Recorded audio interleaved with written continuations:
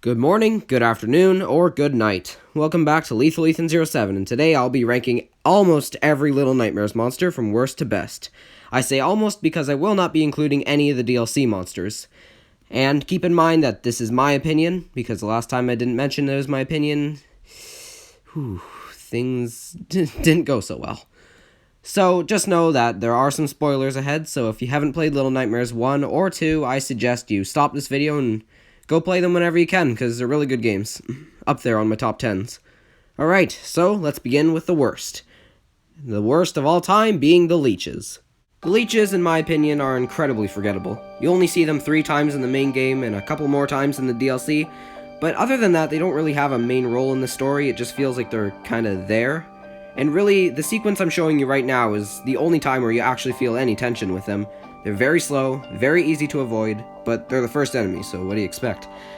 So, overall, it's pretty obvious why the Leeches are at the bottom. Almost anyone who's played Little Nightmares could tell you that the Leeches are not the best, but hey, they're the first enemy. It's a really good introduction to the game, though. Number 15 is the Shoe Monster. This was actually very hard to choose from. If I wanted to make the Shoe Monster or the Leeches the worst. I settled with the Leeches being the worst because at least the Shoe Monster is threatening. Very vaguely threatening, because you don't know it's chasing you, and that's really the only thing scary to it. Its name doesn't sound very threatening. Like, if you heard Shoe Monster, you'd probably associate that with Sesame Street or something, and then it wouldn't be so scary anymore, would it? But the Shoe Monster, again, my main problem with it is that its chase sequence is way too short. If they would have done what they would have done with the Granny in the DLC, and made its chase scene very long and actually fun to play, instead of just, oh, a little short sequence, oh, I just run through the shoes, oh, so great. Again, this was very hard to choose from, the Leeches or the Shoe Monster being the worst. So, the Shoe Monster is at the bottom. That's really all I have to say. Number 14 are the Viewers, but I kind of feel bad for putting them down this low because they have some of the most entertaining puzzles in all of Little Nightmares 2, without a doubt. And honestly, when the old people say that the new generation loves their screens so much, these guys are immediately what I think of. It's kind of funny. Oh, hey, oh, his TV's gone off, and he's gonna fall, and he falls. Great coordination. Anyway, like I said, immediately it comes to my mind when I hear the stuff about that. But at least the new generation aren't disfigured monsters, right? Unlike these guys. Their faces are kind of like smashed in, like someone took a hammer and just went bonk right through their face. Sorry, I had to say that. And again, like I said, they have some of the most entertaining moments in all Little Nightmares 2, especially the chase scene at the end. Oh my god, that was probably one of the most intense moments for me. Other than, you know, a moment coming up later. You'll find out what that is momentarily. So you might be asking me, if you like them so much, why are they this low? They just get outcompeted by every other monster, because this game has some damn good monsters, and these guys just kind of felt weak. Like, I'm not saying they're bad, because, like I said, they have some of the most entertaining and intense moments in the game. But, again, like I said, like a broken record here, it's just they get outcompeted by most other monsters, so that's why they're number 14. Number 13 is the Flesh Walls. Oh yeah, Tarsiera's back, and this time it's harder. I had a lot of difficulty with this boss at first, but it became much easier once I learned how everything worked. You know, this is definitely not the final boss I was expecting. Thought it was gonna be like the Man or something, you know, counterpart to the Lady. I guess the Thin Man was close enough, but, you know. I really love the segment on screen right now where you have to sit and wait for the flesh blob to push your platform so you can jump onto the other spot. I did not know how that worked, so it took me around 3 times to actually get it. I thought I had to follow 6, but then I saw that platform being pushed by the flesh void, and I'm like, ah, so maybe that's why I keep dying.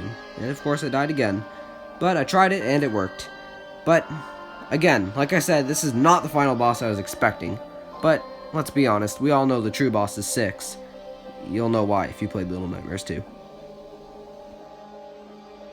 And at number 12, we have the Hand Spider. Ah yes, the Australian monster. The patient's hand detached from it, and it's a spider now for some reason. Because why not? It's a horror game. This creature definitely did its job at freaking people out, as almost everyone who I've seen played this were terrified by this thing. Including me. But not for the reason you might think. You see, I'm not really afraid of spiders, but I wouldn't want one on me, that's for sure. But I think the scene that did it for me is when it climbs up this thing here. Oh my god, that was very stressful, to say the least. And when it pops up in the vent right next to you, like, hey, I'm gonna jump on you. But then it doesn't for some reason. But in the gameplay footage, you'll see that the person wasn't fast enough to get out, let's just say. Anyway, it's definitely a very terrifying creature, to say the least. And it was much more enjoyable to fight than the bullies. But the reason why it's below the bullies is because, again, you really only see it twice, and I think it has enough of an impact, though. It's definitely very terrifying. But it's just not enough to surpass the upcoming monsters. Okay, I can tell this is going to be a pretty controversial pick, but number 11 is the lady. Sorry to all you fans of her, but why is the lady so low? She's the final boss, and the person who runs the maw. Why, yes, she is very intimidating in her encounter, and easily has some of the most tense moments in all of Little Nightmares 1, and definitely the scene where you fight her is the best out of all Little Nightmares, hands down. So why is she so low? For me, she just didn't have enough foreshadowing. Like, considering she's the final boss, really all you get is the dream at the beginning of the game, and you do see her in the 4th map, however, it's only in the background, and you really have to be paying attention in order to see her. But the fight scene at the end, like I said, hands down out of all of the combat moments in all of Little Nightmares 1 and 2, was definitely very interesting. And the theories behind the lady are just as interesting. So why is she so low? That's merely because she just didn't have enough appearances. And honestly, her sequence was way too short. She should have had a lot more encounters where she's actually a threat to you and not just a background character. It would have been much better to actually have more sequences where she's chasing you, or have something to do with her in the background, and if you make too much noise, she'll kill you. In the Residence DLC, she definitely has much more of a role, and I honestly wish the Residence was how the final boss played out, just what the fight scene at the end would be at the end of the DLC. But I'm mainly basing this off the main game, so that's why the lady is so low. Number 10 is your average American all-you-can-eat buffet, the guests. The guests. The guests are number 10 because they are a perfect pre-final boss, because it just shows how much the lady's power and how much the maw can corrupt people. Because the guests, they actually were human at one point, however they were corrupted by the hunger and turned into these giant, blob, gelatinous beasts that don't even resemble humans in the slightest. Well, they kinda do, but not by much. So why are the guests higher than the lady? They're just much more enjoyable in my opinion, and they had much more encounters, very memorable enemies. However, like YouTuber Magicat said, they're kind of environmental hazards. They kind of just stay in the background and try to attack you. But there are a few that actually do attack you, and I love the scene where one of them flips a table. I just find it so funny that they already have a big plate of food, yet they'd rather go for something that they don't have a guaranteed chance to get. Like, why throw away guaranteed food when you can, not have a chance to actually get the food? You'd much rather take the guaranteed food. But anyway, I love the chase sequence at the end. Like I said, this is basically the viewer's chase on steroids. I loved this chase scene, and it is definitely one of my favorite moments in all of Little Nightmares 1. Obviously, there is a moment, which I'll explain further up, that tops this, but I think it... and obviously the lady's final boss, but I think this is definitely the third best moment in all of Little Nightmares, I have to say. The guests, I really enjoy them as enemies. They're very interesting, they have a tragic backstory, and their design is frightening, especially the ones where they wear that mask. Ugh. This sequence reminds me of Spirited Away, and I think a lot of people can agree with me. Number 9 are the bullies. And these guys are honestly the embodiment of the phrase crackhead energy. And they even have cracks on their head, and some of their heads are completely split open, so crackhead kind of makes sense for them. Anyway, the bullies are very interesting minor enemies. Definitely my favorite out of all of the minor enemies in this game. The bullies are definitely like the hand spiders, but much harder. I hate how, unlike the hand spiders, there's no chance of surviving if you miss hitting them. Their combat mechanics are honestly the main reason why they're at number 9. They have a frightening design, they have just the right amount of appearances to actually make an impact on the player, and they are incredibly memorable, like especially the cafeteria scene coming up. There's really no way you can forget these guys if you played Little Nightmares, unless it's been a very long time since you played it, which considering it came out this year, I wouldn't say it's really been that long. Anyway, the bullies, like I said, the only downside to them is their combat mechanics, because, oh my god, I've died way too many times to these little pricks. I've died way too many times. Like, you miss one attack and you're done. It's over. Your run is ended. Game over. And, again, this cauldron part, I don't know why it killed me, but it did. So, hey. The bullies are just the perfect size for 6 and mono, which makes them able to swarm the player, which is definitely very effective for horror tactics. I don't know why, I've always found the smaller monsters much scarier than the larger ones. Number 8 are the twin chefs. The reason that they're higher than the bullies is because they are much more enjoyable. They're very fun to avoid, very fun to actually walk around, and because they're so dumb, if they actually do catch you, there is a very high chance that you'll survive, unless of course they run into you, grab you, and throw you into one of the nearby pots. The twin chefs aren't necessarily the scariest enemy, they are very far from it. Like, after all, just listen to this.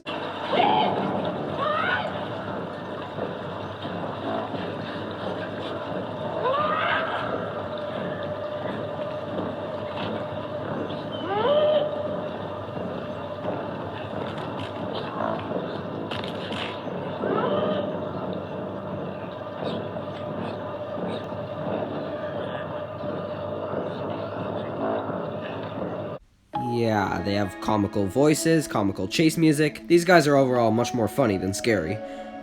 But the twin chefs are probably the most fun enemy to avoid, other than our number 1 pick, because there's so many places to hide, so many places you can run from them.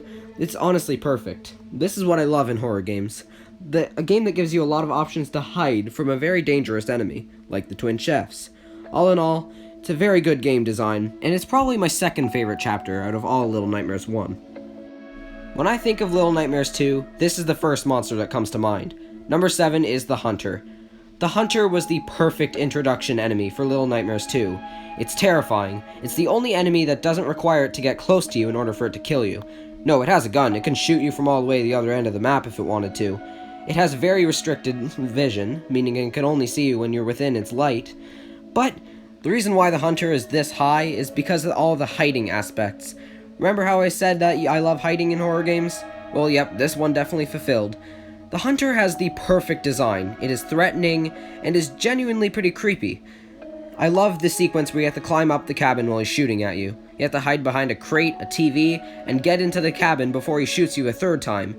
And then he bursts into the cabin, and you have to dodge him while he's shooting at you from below. It is easily the most stressful moment. And when you have to shoot him at the end, he just gets knocked into oblivion the second you pull the trigger. That is awesome.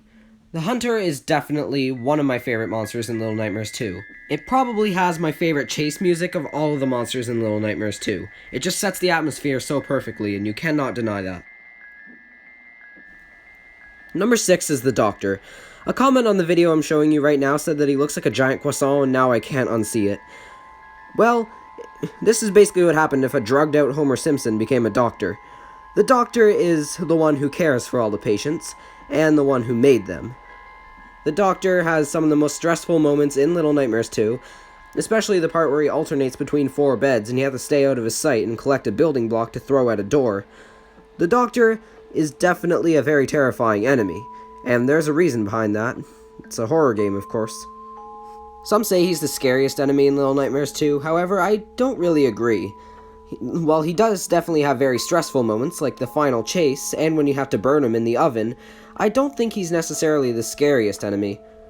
Who is the scariest enemy, you might ask? You'll find out very soon. The Doctor, however, is definitely one of my favorites out of Little Nightmares 2.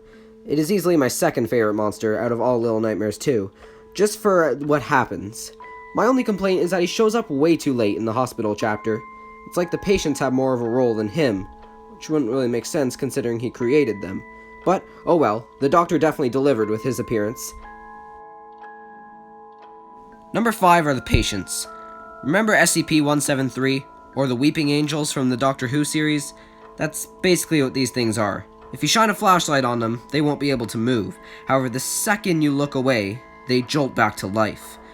These guys are ventriloquist mannequin-looking things with random hooks and heads on them. Yeah, there's no doubt they're the second scariest enemy out of all Little Nightmares 2. I don't know why I find mannequin enemies scarier than like an actual monster or anything. It's weird. They look so normal, yet they aren't. It's kind of like the Uncanny Valley, like the series Salad Fingers, if you ever heard of that.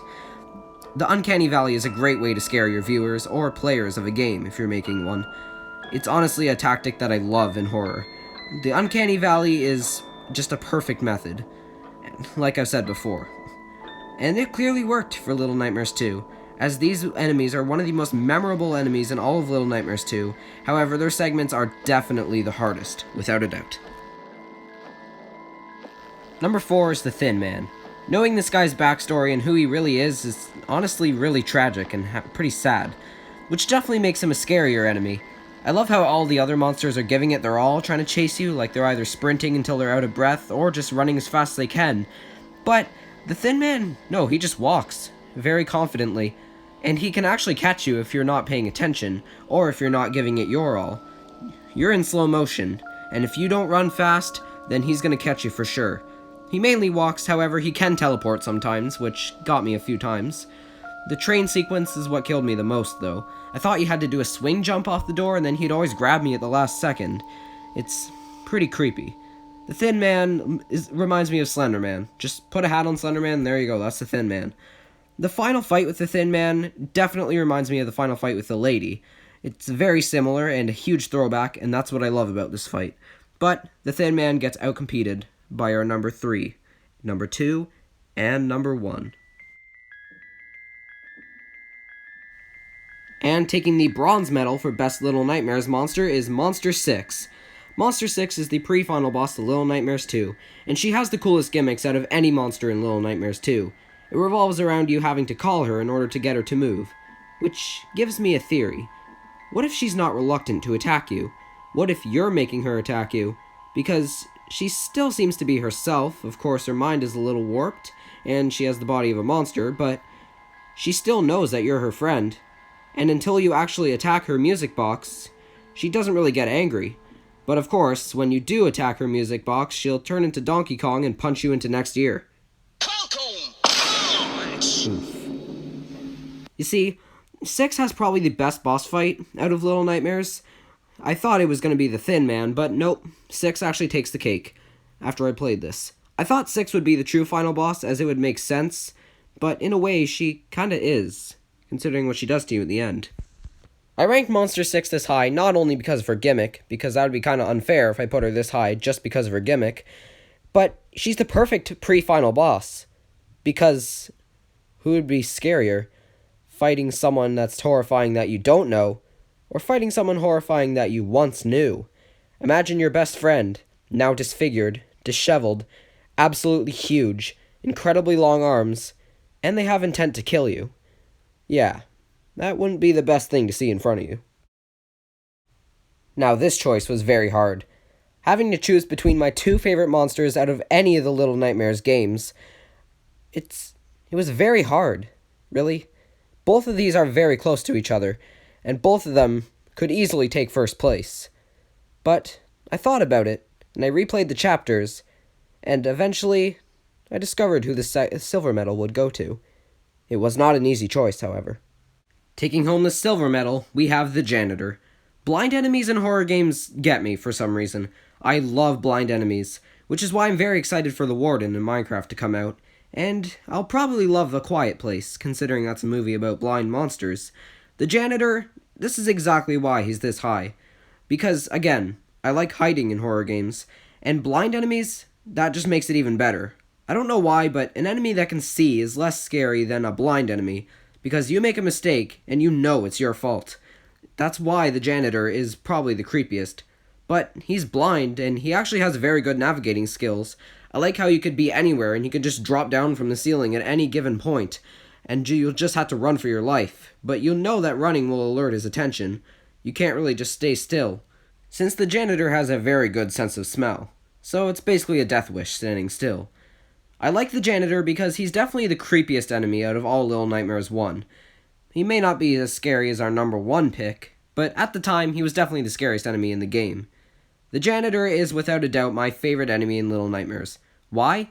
He has just the right amount of appearances. He's actually threatening. His sounds are pretty damn terrifying, especially when he cracks his joints. His chase music is awesome, his atmosphere is perfect, and not to mention all of his puzzles are incredibly entertaining, and he's very fun to avoid. Overall, the janitor is definitely my favorite, and I actually use this as a kind of way to help me with my undying excitement for the warden in Minecraft. So yeah, the janitor definitely takes the cake for second best. Who's the best? I think we all know at this point. So, it took a long while of consideration, a lot of thought, a lot of writing, and a lot of minutes were spent trying to figure this out. However, I've decided on our number one pick, and the monster taking home the gold medal for the best Little Nightmares monster of all time. Taking home the gold medal for the best Little Nightmares monster of all time is the teacher. The second I saw the school map was going to be a thing, I knew I was in for a ride. The bullies were good, but the school definitely lacked something so far. A main antagonist, a very threatening main antagonist. And then the teacher shows up, and she fills that void perfectly. The school is definitely my favorite chapter out of all Little Nightmares 2, and the teacher is my favorite monster out of all Little Nightmares 2. Remember when I said the doctor wasn't the scariest? Well, now you know who is the scariest in my opinion. A lot of people seem to agree. So other than fear factor, why is the teacher number one? Well, I have to say that she has just the right amount of appearances. Enough to make her memorable, but not enough to make her annoying. The teacher, you see her a lot towards the end of the map and a few times near the beginning. However, the teacher has the most stressful moments out of the entire school map. Even worse than we have to walk around in the cafeteria with all the bullies who could jump you at any moment. When you have to walk across the desk and hide behind brains and jars, that is actually terrifying. But I think, even if she didn't have enough appearances, the piano scene at the end would be just enough to make her memorable. That scene is brilliant level work. It reminds me of the janitor, where you have to stay quiet, or else he'll find you and murder you, obviously. But I find it so cool that you actually have to wait until she starts playing the piano again, and then you can make as much noise as you want while she's playing. But I think what did it for me, what immediately earned her number one spot, was the scene in the vents. My god, just listen to the sound she makes while she's chasing you.